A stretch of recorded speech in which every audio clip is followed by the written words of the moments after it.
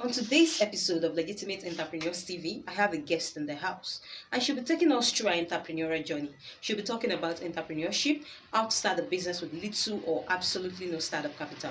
She's a digital expert, a fashion entrepreneur with over 5 years' experience in digital marketing and offline sales. So she's your go-to person if you're intending to start a business with little or absolutely no startup capital. So stay tuned while I bring in the guests. Our business you can start with little startup capital. As a fashion entrepreneur, I will employ you to go into fashion business because people can't do without clothing, shoes, bags, beautifying their body generally.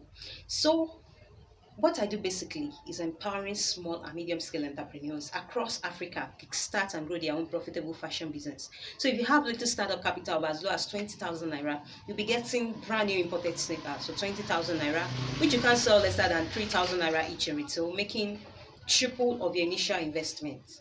And you can go for other options. So you can check out my page on Instagram, cheapest boutique one, and on Facebook as well, cheapest boutique. So you will see different offers that suit your target customers and your pocket capability as well.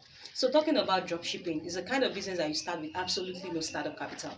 All you need are pictures of the product you intend to start selling. Get as many pictures as possible, post it on social media, get a sure supplier for the product. So once they make payment for the product, you get the product from your own supplier, you get your own commission, you supply your own buyer. Then business is going on smoothly and you are making your money like that. Another business you can start with absolutely no startup capital is selling information products.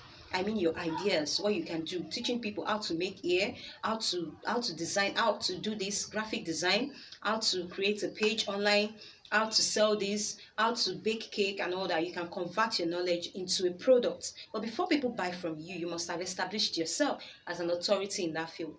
If I'm to sell an information product in my line, how to import products and all that, people will buy because they know I'm practically into the business. I buy imported goods and all that. So it's not just like you just want to sell rubbish, you just want to sell trash. People have to know what you are doing to start with before you start selling the information.